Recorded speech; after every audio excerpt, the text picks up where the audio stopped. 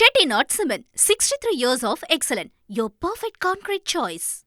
பாமக தலைவர் பதவியிலிருந்து அன்புமணி நீக்கி பாமகவின் தலைவராக இனி தாமே செயல்படுவதாகவும் ராமதாஸ் அறிவித்துள்ள நிலையில் நிர்வாகிகள் ஒவ்வொருவராக தைலாபுரம் தோட்டத்தில் வர தொடங்கியுள்ளனர். இதுகுறித்த கூடுதல் தகவலை செய்தியாளர் கோபிநாத் வழங்கிட கேட்கலாம்.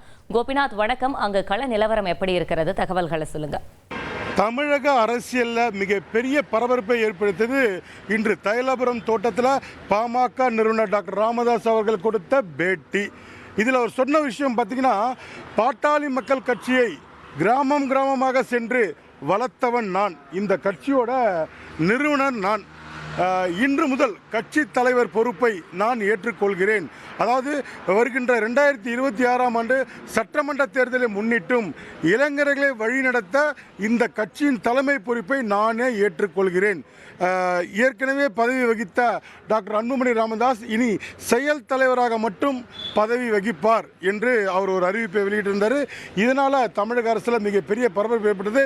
இது மட்டும் இல்லாமல் கட்சி நிர்வாகிகள்கிட்ட மிகப்பெரிய ஒரு சலசலப்பும் ஒரு கொந்தளிப்பும் ஒரு அதிருப்தியும் ஏற்பட்டுச்சு. காரணம் பார்த்தீங்கன்னா, திலகபாமா ஒரு தகவலை சொல்கிறாங்க, இது ஜனநாயக படுகொலைன்னு ஒரு கருத்து தெரிவித்தாங்க.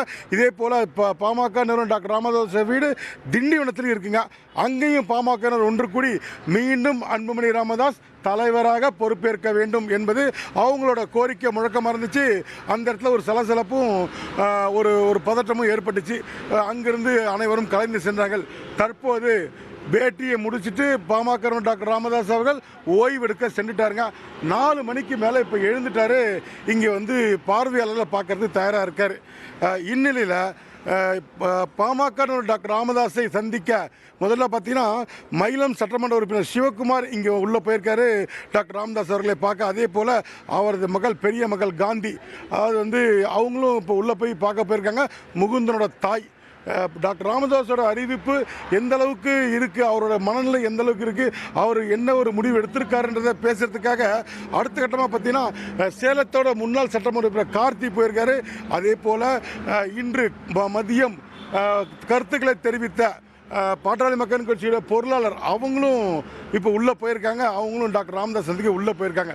இந்த நிலையில் அடுத்தடுத்து பாமக தொண்டர்கள் தொடர்ந்து தைலாபுரம் தோட்டத்திற்கு டாக்டர் ராமதாஸ் அவர்களை சந்திக்க வந்த வண்ணம் இருக்காங்க. இதுதாங்க தைலாபுரம் தோட்டத்தில் தற்போதைய நிலவரமாக பார்த்துட்டு இருக்கோம்.